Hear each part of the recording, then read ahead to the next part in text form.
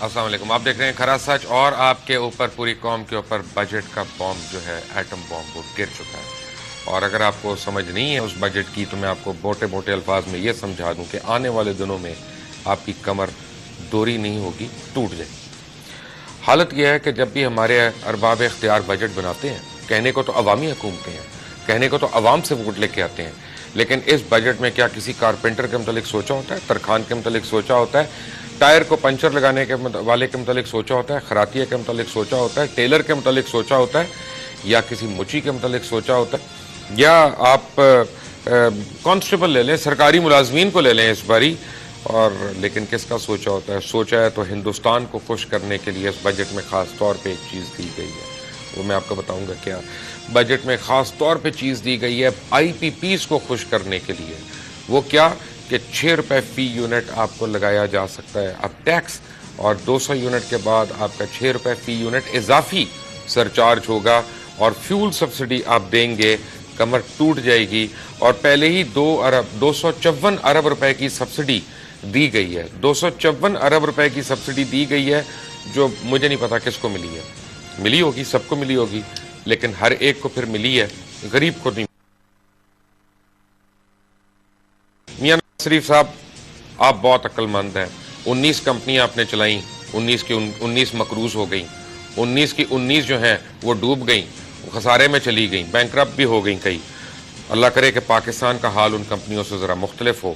میں آپ کو چند چیزیں دکھاتا ہوں, میرا آپ کو چیلنج ہے کہ آپ ان کا بجٹ مجھے بنا کے دکھائیں کہ یہ بجٹ صرف ان لوگوں کا نہیں ہے کہ جو آپ کے ارد گرد ہیں. یہ بجٹ ان لوگوں کے لیے نہیں ہونا چاہیے صرف جو 29,000 کنال کے گھر میں رہتے ہوں. 29,000 کنال کے گھر میں جہاں ایک سرے سے دوسرے سرے تک بلی جو ہے نا وہ بھی نہیں جاتی, وہ تھک جاتی ہے, اس کو دن لگ جاتا ہے پورا. میں آپ کو لاہور کا ایک رہائشی دکھاتا ہوں, نوازش علی. اسحاق ڈار صاحب اور میاں نواز شریف صاحب نوازش علی کا بجٹ بنا دیں. یہ دیکھیں.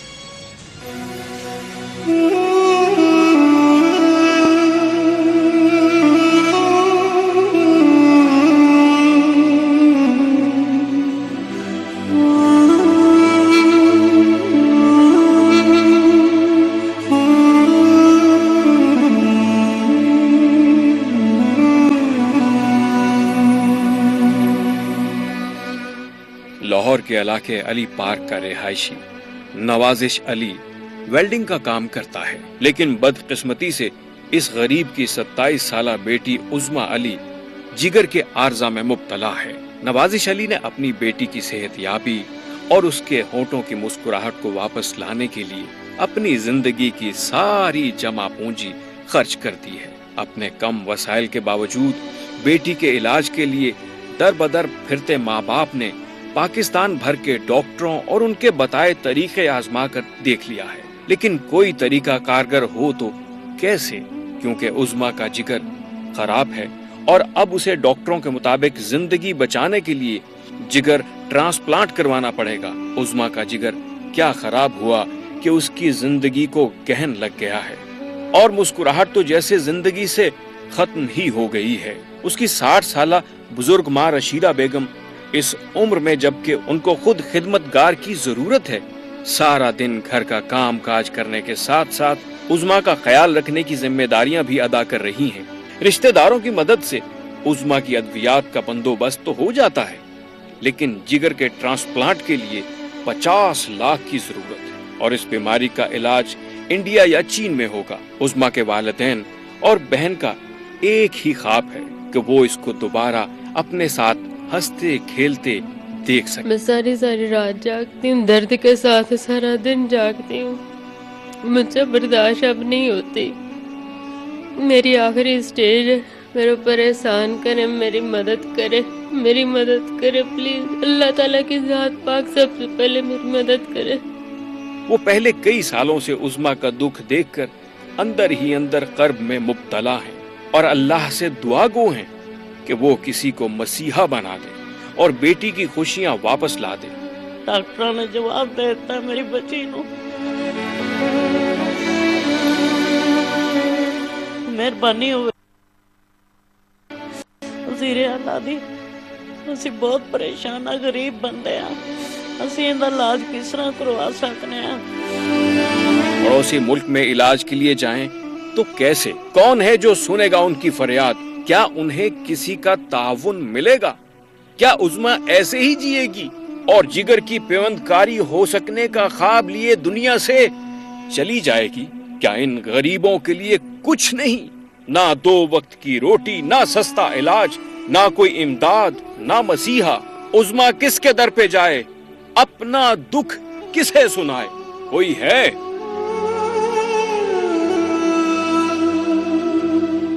कोई नहीं है। उज़्मा का दर्द सुनने वाला कोई नहीं है, क्योंकि नेशनल असेंबली में सारे एक दूसरे को मुबारकबादें दे रहे हैं एक तारीख साज बजट के लिए। और बात यह है कि बुलेट ट्रेन बनाने की बातें होती हैं कि बुलेट ट्रेन चलाएंगे, हम ये करेंगे। मैं तो इसहाक डार साहब के मुतालिक आज सोच रहा था, मैंने कहा कि कितने ममालिक है दुनिया में, पता नहीं 170 है 172 है, मुझे तो पता भी नहीं है। 7-7.5 अरब दुनिया की आबादी है, कितने तो हमारे कॉन्टिनेंट्स हैं, उनमें एक छोटा सा मुल्क पाकिस्तान। इसहाक डार साहब ने सिर्फ हमारे ही हिस्से में आना था, किसी और मुल्क में नहीं आ सकते थे।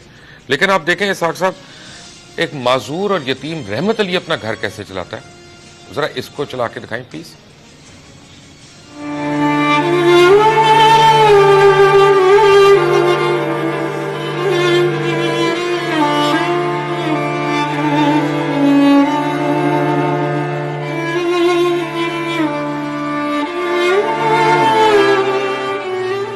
वालिदैन का साया सर पर ना होना, ये कोई उनसे पूछे जिनके वालिदैन इस दुनिया में नहीं रहे।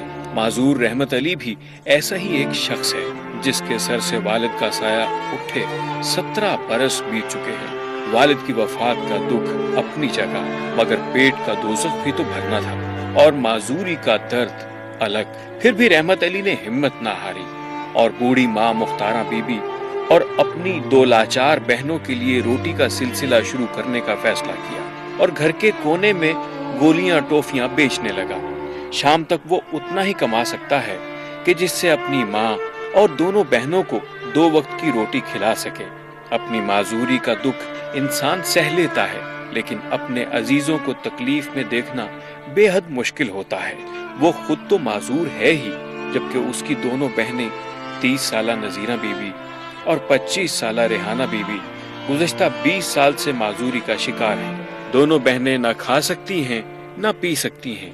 रहमत की माँ उम्र के उस हिस्से में है जहाँ इंसान को अपना वजूद संभालना भी मुश्किल लगता है। ऐसे में वो अपनी दोनों माजूर बेटियों की दिन रात देखभाल भी करती है और उन्हें बिस्तर पर खिलाने पिलाने के फराइज भी सरअंजाम देती है। अल्लाह सोनिया इन्हां नूं लै जा मेरे हत्थां दे विच, पहिलों इन्हां नूं लै जा। मैं इन्हां दा अगे जिहड़ा दुख वेखण दी उहनूं वेखण ही नहीं, ते मगरों इन्हां नूं किथे नहीं साਂਭਣ। कोई मजाक साडे नाल कर दिओ, इन्हां दी रोजी दा बहाना बनिया रहे बच्चियां दी दा, जिन्ना चिर जींदियां जिंदगी दा की पता है। बूढ़ी आंखें सारा दिन इस आस पर दरवाजे की तरफ देखती रहती हैं कि कोई आए और उनको कस्म पुरसी की इस हालत से निकाले। माँ को आस है कि शायद अल्लाह की रहमत उनके घर का दरवाजा खटखटा ही दे। रहमत अली की जुबान भी उसका साथ नहीं देती और लड़खड़ा कर बोलता है। माजूर बहनों के लिए एक माह में 1800 की दवा उसे लाजमी लेना पड़ती है। ये दवा रहमत खुदा के किसी नेक बंदे की माली मदद से खरीद तो लेता है, लेकिन ये कोई मुस्तकिल हल नहीं।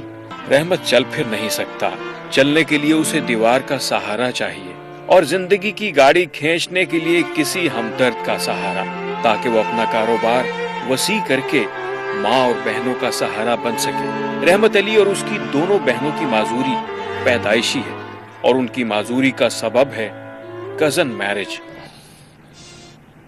जी आप देख रहे थे, ये एक सिर्फ मेरे पास अच्छी खबर है कि जब आप ये पैकेज देख रहे थे तो मुझे मेरे फ़ोन पे एक फ़ोन आया और इससे पहले जो उज़्मा बची थी उसके पूरे इलाज मुआलजे की बैरून मुल्क जो है वो एक साहब ने यानी जिम्मेदारी ले ली है।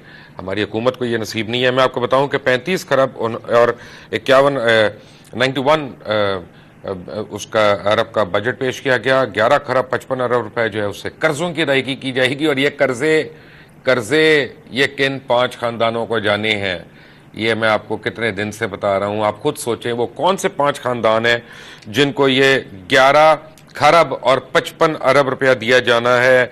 और फिर हो क्या रहा है, وہ کہہ رہا ہے کہ تنخواہ دار کو, جو کہ 18 لاکھ عوام ہے, تنخواہ دار کو 20% سے لے کے 35% اس کا ٹیکس بڑھا دیا گیا ہے صرف 18 لاکھ لوگوں پہ. لیکن جو امیر لوگ ہیں, جن کے کاروبار ہیں, جن کی اپنا آسائشیں ایسی ہیں کہ واللہ علمین, ان کے اوپر کوئی ٹیکس نہیں, وہ کچھ نہیں دیں گے, وہ اس ٹیکس نیٹ میں نہیں آئیں گے. ان کی بڑی گاڑیاں نہیں آئیں گی اس ٹیکس نیٹ میں. ان کے جو اندر گھروں کے اندر ٹیوب ویل لگے ہوئے ہیں, گھروں کے اندر تندور کے تندور لگے ہوئے ہیں, وہ ان کو کوئی نہیں پوچھے گا. وہ کسی مد میں وہ ٹیکس ریلیف مل جائے گا. جب 1 سال پہلے رائیونڈ اور اس کے ملحقہ جتنے علاقے ہیں ان کو لاہور میونسپلٹی کی حدود سے باہر نکال کے زرعی ڈکلیئر کیا گیا تھا, تو میں نے تب بھی کہا تھا ایک ٹی وی چینل پہ کہ یہ اس لیے کیا جا رہا ہے کہ کل کو پراپرٹی ٹیکس سے اس کو نکالا جائے.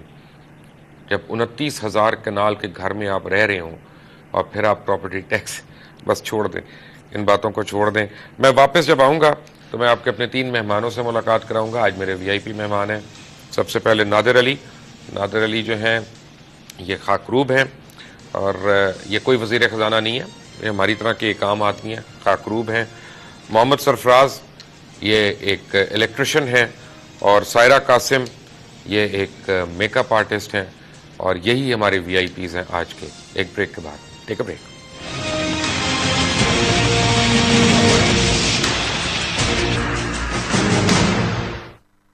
Welcome back from the break. Pakistan کا مطلب کیا؟ لا الہ الا اللہ. یہی نعرہ ہے جو ہر ایک لگاتا ہے, یہی نعرہ ہے جو ہمیں بتایا گیا کہ لگایا گیا. ہم ہندوستان سے الگ ہوئے تاکہ مسلمان سکھ کا سانس لیں, اور مسلمان جو ہے وہ اہل ایمان جو ہے وہ اپنے دین کے لیے اس کو پریکٹس کرنے کے لیے ان کو آزادی ہو. آج آپ کو میں بڑے فخر سے بتا رہا ہوں کہ پاکستان میں حج کے اوپر ٹیکس ہے اور انڈیا میں حج پہ سبسڈی ہے. اگر آپ ایک ہندوستان کے مسلمان ہیں تو آپ 80 سے 90 ہزار روپے میں حج کر سکتے ہیں, اور اگر آپ پاکستان کے مسلمان ہیں تو ذرا کچھ لاکھ گن کے رکھ لیں کہ اس میں آپ نے حج کرنا ہے. پاکستان کا مطلب کیا تھا اب یہ بتائیں گے ہمیں, ہاں یہ حکومت والے بتائیں گے. آپ جناب نادر علی صاحب, السلام علیکم. وعلیکم السلام. آپ کیا کرتے ہیں؟ سر میں جھاڑو کا کام کرتا ہوں. تو کتنی تنخواہ ہے آپ کی؟ 8,500 سر. اچھا, تو ماشاءاللہ کتنے گھر میں کتنے لوگ ہیں؟ گھر میں میرے بچے, ایک میری بیوی, چھوٹے چھوٹے بہن بھائی ہیں 4 میرے. ماں باپ میرا کوئی بھی نہیں ہے سر. چھوٹے بھائی کام کرتے ہیں, کوئی 5 لے آتا ہے, کوئی 4 لے آتا ہے, کوئی 3 لے آتا ہے. بس اتنے کوٹھیوں میں گزارا کرتے ہیں اپنا. بس کہ سر کہ نہیں بہت اتنی مہنگائی ہے کہ کہیں وقت نہیں پاس ہوتا, کہ کبھی 2 وقت کھا لیتے ہیں تو تیسرے وقت کا نہیں پتہ ہوتا کہ کھانی ہے کہ کرائے پہ ہم رہتے ہیں. 7,000 کرایہ اس مکان کا. بجلی کا بل بھی آ جاتا ہے. بجلی 1 گھنٹہ آتی ہے, 2 گھنٹے پتہ ہی نہیں ہوتا آنی ہے کہ نہیں آنی. رات کو سارا دن کام پہ آتے ہیں تھکے ہوئے, رات کو جب 11 بجے 12 بجے گھر جاتے ہیں تو دیکھتے ہیں بجلی نہیں ہے. بچوں کو ہوا جل رہے ہیں, باہر گلیوں میں بیٹھے ہوئے ہیں, تو کہنے کا ہمارے بچے بیمار ہو رہے ہیں, تو بہت ہمارے لیے تو پریشانی ہے. سرفراز صاحب آپ کیا کرتے ہیں؟ میں سر الیکٹرک کا کام کرتا ہوں, الیکٹریشین. تو کتنی آپ کما جاب کرتے ہیں کہ ویسے کام کرتے ہیں؟ میں جاب ہی کرتا ہوں. اچھا, تو کتنی آپ کی پے ہے؟ میری 10,500 پے ہے, اور میری فیملی میں ایک میں ہوں, ایک میری وائف اور 3 بچے ہیں اور 2 والدین ہیں.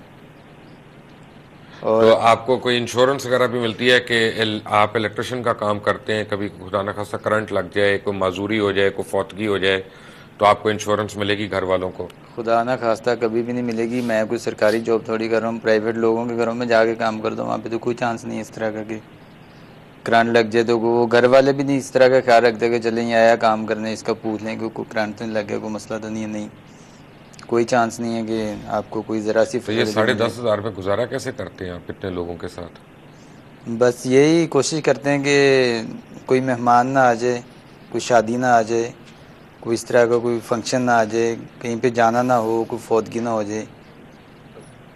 جی, بس کھائیں اور گھر پر ہی بیٹھے رہیں, نہ کہیں ہم اپنے بچوں کو باہر لے جا سکیں. مہنگائی اتنی ہے, کرائے اتنے ہیں, کہ کام کے آنے کے لیے ہمارے پاس کی نہیں، مطلب اپنی کنویز بھی نہیں ہے، کرائے پہ لگا کے کام پہ آتے ہیں، اتنی تنخواہ نہیں، اتنے کرائے ہمارے لگ جاتے ہیں، گھر پہ راشن ڈالتے ہیں مہینے بعد ایک دن، ہمارے پاس کیا کچھ بھی نہیں، رلنے کا ہمارے پاس کچھ بھی نہیں ہے۔ آپ کا کیسا گزارا ہو رہا ہے؟ آپ تو میک اپ آرٹسٹ ہیں، بیوٹیشن ہیں۔ تو سب سیلری سے ہی ہوتا ہے نا، میں نے جاب کی ہے لیکن 12,000 میں آپ کو پتہ گھر کا خرچہ نہیں چلتا، بل اور 2 گھنٹے لائٹ، 3 گھنٹے پتہ ہی نہیں ہے لائٹ کہاں گئی ہے کہاں، اور بجلی کا بل ایسے بھیج دیتے ہیں جیسے پتہ نہیں کتنا کو یوز کر لیے، بڑی پریشانی ہے، پتہ نہیں کیسے گزارا ہوتا ہے گھر کا۔ اسحاق ڈار صاحب، آپ ملک کو چلا رہے ہیں، آپ یہ 35 سالہ رمضان جو ایک معذور ہے، اور وہ اپنا گھر کیسے چلاتا ہے، ذرا مجھے یہ گھر چلا کے دکھائیں اس آمدنی میں، پھر میں آپ کو سلام کروں گا۔ Watch this.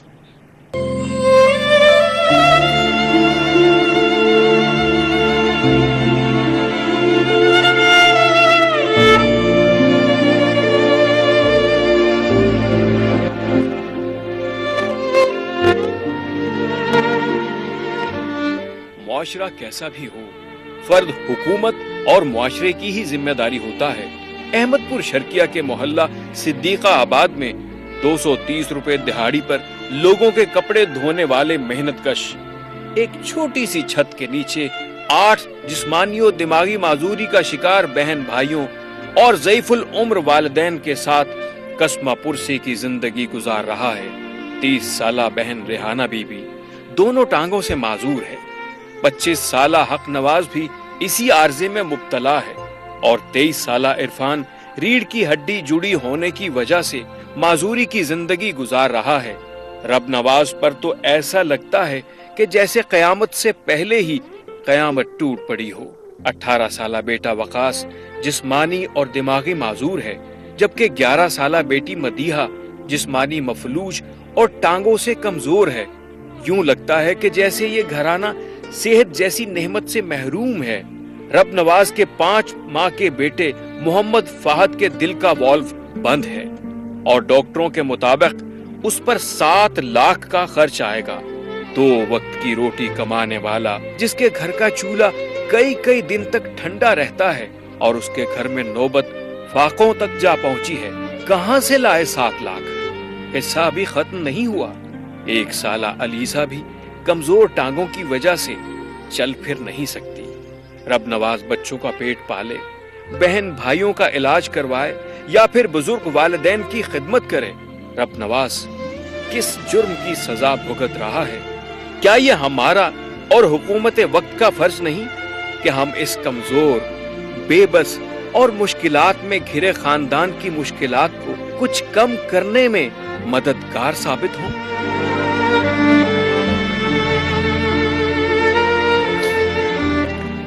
رب نواز تو نظر نہیں آئے گا، کسی کو نیشنل اسمبلی والے کو نظر نہیں آئے گا، وہ تو اپنی اونچی گاڑیوں میں فراٹے بھرتے ہوئے نکل جائیں گے۔ نادر صاحب، رمضان آنے والا ہے اور پھر عید بھی آئے گی، تو عید میں تو کوئی بچوں کے لیے سیو کر ہی لیں گے نا، کچھ نہ کچھ تو لے کر لیں گے۔ تھوڑا کہیں صاحب رکھیں گے تو ان آنے کے لیے تک، ٹائم آنے تک میں ان کا کچھ تھوڑا رکھ کے تو ان کا بنا لوں گا۔ اگر خدا نہ خواستہ کو بیماری آ جائے ایسے میں یا کچھ ہو جائے، وہ سر پھر ساتھ ہی ہے نا، پھر دوائی لے لیں گے، پھر بیماری کا علاج کروائیں گے تو کپڑا رہ جائے گا، پھر نام ان کا کو کپڑا بنا لیں گے۔ آپ کیسے گزاریں گی عید اپنی آنے والی اور رمضان؟ آنے والی زندگی، ابھی کی زندگی نہیں اچھی جا رہی تو آنے والی زندگی کیسے اچھی جائے گی؟ ہم لوگ اتنی مہنگائی ہے کہ ہم لوگ کپڑے نہیں خرید سکتے، دکانوں میں جاؤ تو اتنے ان کے وہ بنا کے لسٹ رکھتے تھے کہ یہ ہے تو وہ ہے، تو ہم کیسے اپنا گھر کا گزارا کریں؟ کھانے پینے کو ٹائم پہ جاتے ہیں، کھانے پینے کو کچھ ہوتا ہی نہیں ہے، کیسے کھائیں؟ اس ملک کا کیا حال ہے کہ جناب فورن کنٹینٹ اور فورن ڈراموں پہ ہم نے لاکھ روپے جناب اس کو ٹیکس لگائیں گے اور پھر دکھایا جائے گا، یعنی جس چیز کو بین کیا ہوا تھا اس کو لیگلائز کرنے کے لیے۔ اور خوش کون ہو رہا ہے سب سے زیادہ؟ ایک ایسے ٹیلی ویژن چینل کا مینیجنگ ڈائریکٹر جو 3 ہفتے پہلے تک دوسری سائٹ پہ بیٹھ کے پریس کانفرنسیں کرتا تھا کہ یہ فورن کنٹینٹ آیا تو ہم یہ کریں گے۔ آج میں نے سارا دن ان کا چینل دیکھا کہ شاید اس پہ ان کی آواز آئے، نہیں آئی۔ یاد کریں، آپ مجھے دیکھ رہے ہیں اس وقت، اسی کرسی پہ آپ بیٹھے تھے، اور آپ نے چیخیں ماری تھیں کہ ہم اپنا خون کا قطرہ دے دیں گے. یہ نہیں ہوگا. یہ خون کے قطرے آپ پاکستان کے نچوڑ گئے, مزید نچوڑنا جا رہے ہیں. Take a break.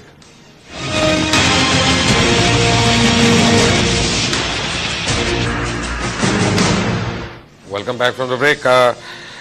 میں بریک پہ جانے سے پہلے اپنے مہمانوں سے آپ کی ان کی گفتگو آپ کو سنوا رہا تھا. آپ یعنی بجٹ کو فالو کرتے ہیں آپ لوگ, کہ کیا کہتے ہیں کیا نہیں کہتے, اس میں کوئی فرق ہی نہیں پڑتا؟ فرق کیسے پڑے گا سر؟ جیسے کہ دیکھیں 10,000 کے مکان میں ہم رہ رہے ہیں, ٹھیک ہے. اگر 10,000 12,000 میری سیلری ہے, 10,000 کرایہ چلا گیا اور 2,000 میں کیا بنے گا؟ میں کپڑے لے لوں گی, گھر کا راشن وغیرہ کچھ بھی خرید لوں گی, کچھ بھی نہیں ہوتا. 2,000 میں آپ بتائیں کیا ہوتا ہے؟ کچھ بھی نہیں ہوتا. کیوں جی؟ سر میری 8,500 سیلری ہے. میرا کہنے کا مطلب یہ, میرے بچے ہیں نا, آج میری سوچ ہے کہ میں ان کا مستقبل اچھا بناؤں. اگر اتنی مہنگائی ہوگی تو میں کرائے پہ مکان پہ 5,000 روپے کرایہ دیتا ہوں, تو کہنے کا مقصد ہے اس کا بجلی کا بل یہ ڈال کے تو 7,000 روپیہ مجھے کرایہ پڑ جاتا اس کا. اس میں بچوں کا کیا مستقبل بناؤں گا, گھر کا کیا کھاؤں گا؟ تو جو بچے لے کے آتے ہیں میں ان کا کیا مستقبل بناؤں, اس کا ان کو کھلاؤں گا کیا, ان کی پرورش کیسے کروں گا؟ کہ میرے پاس اتنی آمدن نہیں ہوگی تو میں ان کی پرورش نہیں اچھی کر سکتا. میرے دل کی خواہش میرے دل میں رہ جائے گی. تو ایسے وہ بس یوں ہی بدتمیز, نہ بولنے کی تمیز, نہ ہنسنے کی تمیز, نہ کسی سے بات کرنے کی تمیز, کسی سے بات کیسے کرنی. یعنی کہ ہمارا بس ہم تو اپنے دن پورے کر رہے ہیں کہ ہم یہاں پہ ایک مسافر ہیں, ہمارا کوئی پتہ نہیں ہم کس وقت چل بسے. یہی ٹینشن ہوتی ہے بس کہ ہمارے کیا بنے گا ہمارا. سر ہم بس سر کہ نہیں.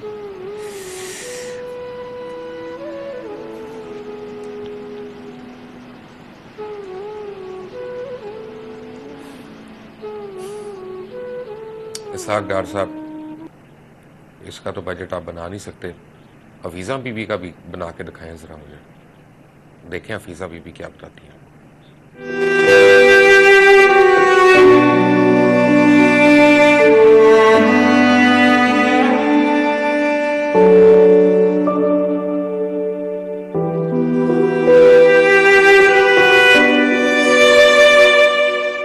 بعض اوقات مصیبتیں انسان کو گھیر لیتی ہیں. ملتان کی رہائشی حفیظہ بی بی کے ساتھ کچھ ایسا ہی ہوا. اس کے گھر کے 5 افراد گردوں کے عارضہ میں مبتلا تھے, جس میں ان کا شوہر اور 4 بچے شامل تھے. مگر ان تک محنت اور اخراجات کی کمی کے باعث وہ اپنا جوان بیٹا اور ایک بیٹی کھو چکی ہے. گھر کے باقی افراد تاحال گردوں کے عارضہ میں مبتلا ہیں اور زندگی اور موت کی کشمکش سے لڑ رہے ہیں. حفیظہ بی بی کے مطابق اس نے ان 4 سالوں میں کئی بار پنجاب حکومت سے امداد کی اپیل کی, مگر اس کی ایک نہیں سنی گئی. حکومت سے اپیل کرتی ہوں, شہباز شریف سے, وزیر اعلیٰ سے, آصف زرداری سے, خدا کے لیے میرے بچوں کا کچھ کرو. حکومت یہ بھی پاکستانی بچے ہیں.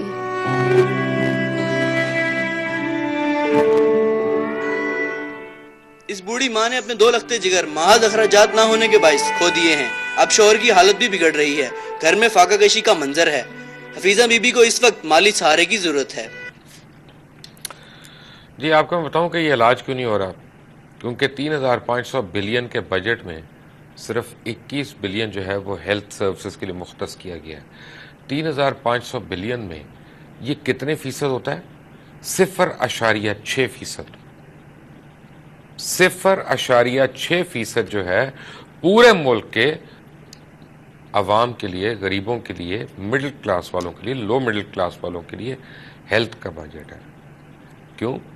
کیونکہ آپ کو پرابلم ہوگی آپ کرامبل چلے جائیں گے, آپ کو پرابلم ہوگی آپ میو کلینک روچسٹر چلے جائیں گے, آپ کے تو یعنی پالتو جانور بیمار ہوتے ہیں تو ان کو باہر لے کے جایا جاتا ہے, ان کے لیے تو اسپیشلسٹ اڑوا کے یہاں پہ لائے جاتے ہیں, یا جدہ سے آئیں گے یا جدہ جائیں گے یا پھر لنڈن تو کم از کم جانا ہی جانا ہے, اور کچھ نہیں تو موسم اچھا ہو جائے گا, وہاں جا کے ویسے ہی آدمی کی بیماری عادی تو ختم ہو جاتی ہے. 0.6%. کیا سرکاری ہسپتالوں سے آپ مطمئن ہیں جو علاج وغیرہ کی سہولتیں دے رہے ہیں؟ آپ لوگ اس سے فائدہ لے سکتے ہیں؟ کچھ بھی فائدہ نہیں ہے. وہاں پہ جائیں تو مشینیں ٹھیک نہیں ہیں, एक्सरो की मशीनें ठीक नहीं है, बीमार लोग वहाँ पे मर रहे हैं। और यहाँ तक कि अब देखें ये जो बच्चों का खसरा वगैरह फैल रहा है वो उनको कंट्रोल नहीं कर पा रहे, वो सरकारी अस्पतालों को छोड़ के प्राइवेट हॉस्पिटलों में जा रहे हैं जहाँ वो ज़्यादा अफोर्ड नहीं कर सकते। हम जैसे गरीब लोग वहाँ पे 1 रुपया भी अफोर्ड नहीं कर सकते। आपके बच्चे सरकारी स्कूलों में जाते हैं तो कैसे स्कूल हैं? अभी तो सरकारी स्कूलों में जाते वैसे छोटे हैं, लेकिन मैं यही सोच रहा हूँ कि जब सरकारी स्कूलों में जाने के लायक होंगे तब पता नहीं क्या बनेगा तालीम का।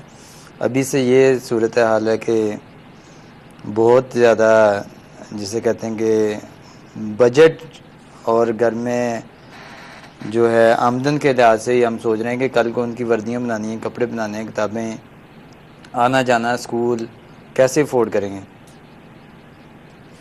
10,500 तनख्वाह में से 4,000 रुपये किराया चला गया। खाकरूब है। मैं आपका यानी खुदा न खास्ता मैं उस सेंस में बात नहीं कर रहा, मेहनत का शाप। मैंने भी ये काम अपनी ज़िंदगी में किया हुआ है, तो इसलिए मैं तो किसी काम को बुरा नहीं समझता। लेकिन ये ज़रूर इंसान को ख्वाहिश होती है कि मेरी औलाद जो है वो मुझसे बेहतर हो। जी अपनी औलाद को आप अपने से बेहतर देख रहे हैं कि नहीं? मुबशिर साहब, मुझे इस तरह का नहीं कुछ सोल्यूशन नज़र आ रहा कि मैं अपने बच्चों को अपने से ज़्यादा अच्छा देख सकूँगा। तो बस मेरा हमारी सैलरी का कोई मतलब भी ऐसा महंगाई कम कर दें, सैलरी अगर इतनी नहीं बढ़ा सकते तो इतनी रहने दें, महंगाई कम कर दें कि हम अपने बच्चों का पेट तो कम से कम अच्छे तरीके से पालें, उनकी परवरिश तो अच्छी कर लें। हमारा बस यही है। हम गरीब आदमी, हम किसी को क्या कुछ कर सकते हैं? हम सिर्फ दुआई दे सकते हैं। तो अगर हमारे साथ ऐसा होगा, हमारे ये हालात होंगे, हम किसी को क्या दुआ देंगे? गरीब आदमी से किसी को यही होता ना कि यार हम किसी की दुआ ले लें। तो गरीब आदमी अगर कोई कुछ हमारे लिए करे चाहे ना करे, हम फिर भी उनके लिए दुआ करते ही हैं। ये तो हमारी कि नहीं, बस अल्लाह पाक से भी यही है। क्यों जी? बिल्कुल ठीक कह रहे हैं कि हम जैसे गरीब लोगों के लिए एक टाइम की खाना खाना भी बड़ा मुश्किल है। कि अगर हम लोग बैठ के इधर दाल रोटी खा रहे हैं और वो लोग जो बिलों पे टैक्स लगा के, यहाँ तक कि मोबाइल पे भी टैक्स है, अगर आप लोड कर रहे हो उसमें भी आपका टैक्स कट रहा है, अगर आप बैंक में पैसे जमा करवा रहे हो उसमें भी आपका टैक्स कट रहा है। क्यों कट रहा है? हम गरीब लोगों को ये वो पैसे क्यों नहीं हमें दे रहे? क्यों बैंक में सेव करते जा रहे हैं? हर चीज़ में सेव करते जा रहे हैं। बिल हमें इस तरह आ रहे हैं कि जैसे पता नहीं सारी बिजली गरीब लोगों के लिए आ गई है। हम तो बड़ी तंग है महंगाई से। Take a break.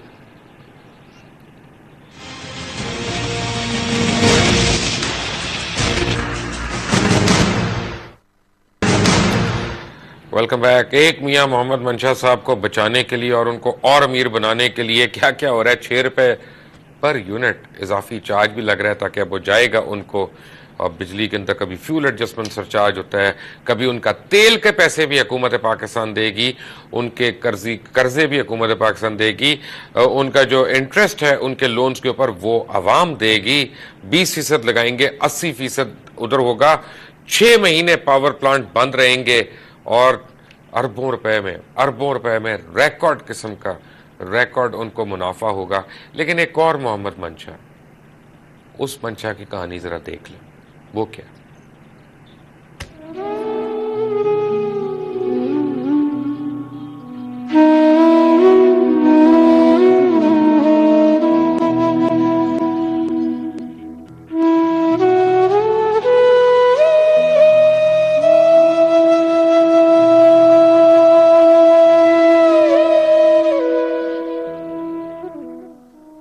साल उम्र ही क्या होती है, जवानी का बुढ़ापा और बुढ़ापे की जवानी। लेकिन 42 साला मोहम्मद मंशा को तो जवानी में ही बीमारी ने आ लिया। गुज़िश्ता 5 बरस से वो बीमार है। डॉक्टरों के मुताबिक मोहम्मद मंशा की रीढ़ की हड्डी बढ़कर हराम मगज में चली गई, जिसकी वजह से उसके लिए चलना फिरना नामुमकिन है। वो न खा सकता है न ही पी सकता है, तमाम दिन चारपाई पर तड़पता ही रहता है। मंशा की बीवी 38 साला रेहाना कौसर मसाने के 3 ऑपरेशन के बाद बेहाल है। ऑपरेशन के बावजूद वो ठीक नहीं हो सकती और इस हालत में ना खामद की खिदमत कर सकती है, ना ही बच्चों को पकाकर खिला सकती है और उनकी देखभाल भी नहीं कर सकती। मंशा, रेहाना कौसर, बेटा अवैस मंशा और बेटी फरवा मंशा, इन सब की जिम्मेदारी 68 साला बूढ़ी दादी ने अपने कांधों पर उठा रखी है। दिन भर के कामों के बाद बीमार बेटे और बहू की खिदमत करते उसकी आंखों से मुसलसल आंसू बहते रहते हैं। मोहम्मद मंशा के घर का चूल्हा कभी जलता है तो कभी बुझता है। मोहम्मद मंशा के 2 बच्चे हैं, 13 साला बेटा अवैस और 10 साला बेटी फरवा। मंशा इनको तालीमी जेवर देने में कोशां है। फरवा और अवैस घर में दादी के साथ घर के काम काज में भी मदद कराते हैं। मंशा एक प्राइवेट इदारे में काम करता था, उसके पास इतने पैसे नहीं हैं कि वो इलाज करवा सके। ऑपरेशन करवाया जाए ताकि मैं अपने घर का जो है ना निजाम जो है मैं चला सकूं। 70 साला दादा है जो झुकी कमर के साथ रूड़ी कूटने पर मजबूर है। बुजुर्गी उसे इजाजत नहीं देती कि वो ये काम कर सके, लेकिन मजबूर है। बहू और बेटा चारपाई से लगे हैं और कमाने वाला कोई नहीं। अक्सर हमसाए जो कुछ खाने को दे दें वही सब्र शुक्र करके खा लेते हैं, नहीं तो बेबस आंखें किसी मसीहा की मुंतजर ही रहती हैं। क्या इस खानदान के लिए हुक्काम आला की तरफ से कोई मदद हो सकती है या कोई मोहम्मद मंशा का इलाज करवा सके? इसी इंतजार में ये खानदान आस लगा के बैठा है।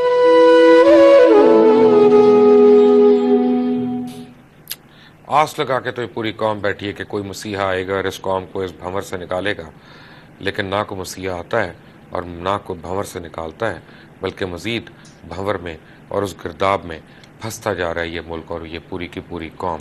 हालत यह है कि एजुकेशन के ऊपर तकरीबन 1.62% बजट मुख्तस किया गया है और हेल्थ के ऊपर 0.6%, यानी 2% के अंदर 2% के अंदर पूरे मुल्क की हेल्थ केयर और पूरे मुल्क की तालीम का निज़ाम बंद कर दिया और लैपटॉप देने में आगे आगे, दानिश स्कूल बनाने में हम आगे आगे। क्यों? वहाँ ठेके चलते हैं। क्यों? वह अपना पुराने स्कूलों की छतें नहीं पड़ेंगी, पुराने स्कूलों में दीवारें नहीं आएंगी, उनमें पीने का पानी नहीं होगा, मुर्गी के दड़बों में बच्चियां जाके स्कूल में पढ़ेंगी, सरकारी स्कूलों में। लेकिन हम दानिश स्कूल बनाएंगे करोड़ों रुपए के और लैपटॉप बांटेंगे अरबों रुपए के, क्योंकि हमने इलेक्शन भी तो लड़ना, हमने वोट भी तो लेने हैं। और हम अब 6 रुपये पर यूनिट आपको सरचार्ज लगाएंगे बिजली का, ताकि हमारे वो 5 दोस्त जो इतने अरसे से सिर्फ 600-700 अरब रुपए कमा सके 2-3 साल में, वो अब एक यकमुश्त 500 अरब रुपया और ले लें हमसे। कहीं वो गरीब ना हो जाएं, बल्कि हम उनको दुनिया का सबसे अमीर तरीन शख्स देखना चाहते हैं। इन्होंने मरना है, ये मर जाए। कीड़े मकोड़ों वाली ज़िंदगी है गरीब आदमी की इस मुल्क में। और जैसा मैंने कहा था कि पाकिस्तान बना था इस्लाम के नाम पे, और इस्लाम, हालत यह है कि पाकिस्तान ही दुनिया का वो मुल्क है जहाँ मस्जिद में जाते हुए डर लगता है। मस्जिद में जाएं तो पता नहीं धमाका हो जाए, मस्जिद में जाएं पता नहीं फायरिंग हो जाए, मस्जिद में जाएं पता नहीं चला कि दूसरे फिरका वाले ने आके वहाँ पे कुछ ना कुछ कर दिया। ये और ममालिक में नहीं हो रहा, या कम अज़ कम मेरी नॉलेज में नहीं है। जहाँ पे हज का मैंने आपको हाल बता दिया।